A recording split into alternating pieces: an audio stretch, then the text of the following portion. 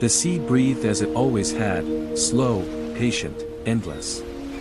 At dusk, it reflected the sky in shades of fire and violet, as if holding the sun long after it should have let go. On the shore of Minamata, Haruto Nakamura pulled his boat onto the sand. The ropes were rough against his palms.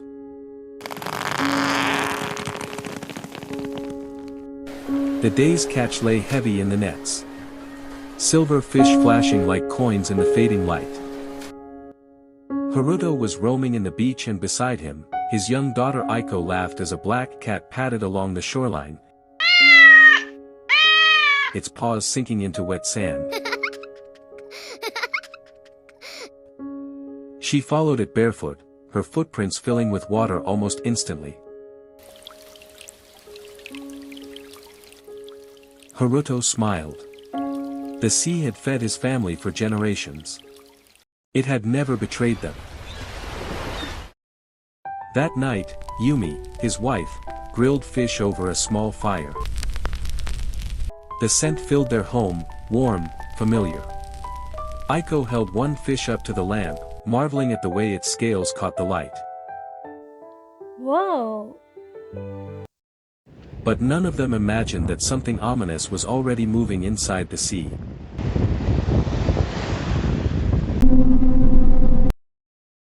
It began quietly. The cats were the first to scream. Haruto heard it at dawn, high, broken sounds echoing down the narrow streets. A cat spun wildly in the dirt, its body jerking as if pulled by invisible strings. More cats lay motionless near the docks. Aiko fell for the first time 3 days later. She had been running along the beach when her legs simply failed her. That night, she could not hold her chopsticks. Her fingers trembled like leaves in the wind. By the end of the week, she could no longer speak clearly. Haruto carried her to the hospital, through corridors filled with other parents, other children. Some convulsing. Some staring into nothing.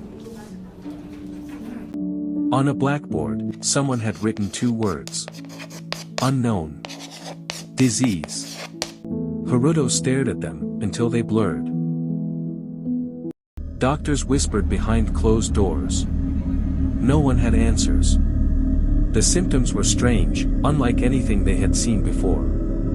A sickness that was invisible, yet all-encompassing. It was like trying to capture smoke in your hands, a disease with no name, no reason, no cure. But it took time for them to realize that the truth lay beneath the waves.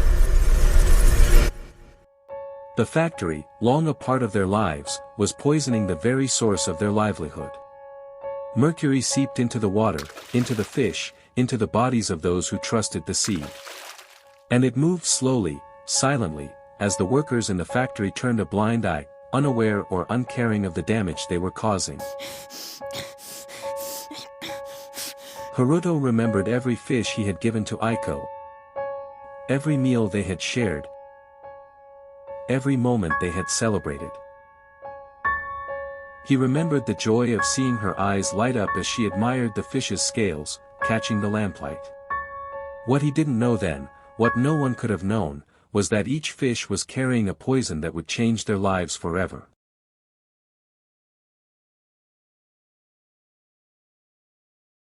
When the families begged for help, when they pleaded for answers, the doors were shut.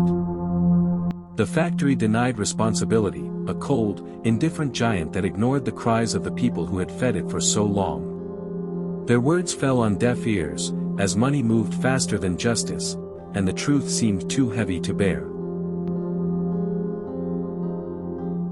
In the pouring rain, Haruto knelt in the street, holding Aiko's fragile body in his arms. His grief was too deep for tears, too heavy for words. He didn't cry, not at first. How could he? His daughter, his little girl, had been taken by something invisible, something no one could fight. But in that moment, surrounded by the screams of other parents, Haruto felt the weight of it all.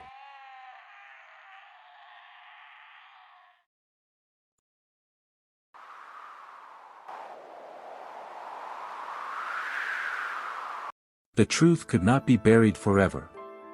The suffering of the people could not be ignored. In time, the survivors, those whose bodies still trembled, whose voices still shook, rose up. They joined together, their collective voices growing louder, demanding accountability.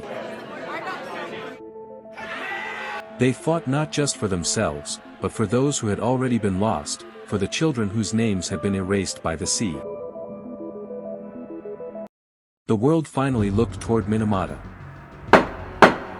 The disease was named.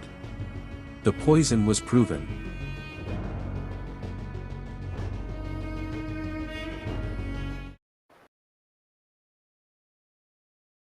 The sea had always listened. And now, the sea carried their voices, their demands for justice, across its waves. The candles they floated upon the water became their symbols, their prayers to the past and hopes for the future. Haruto also set one candle down for Aiko. This is for remembering. And for never letting this happen again.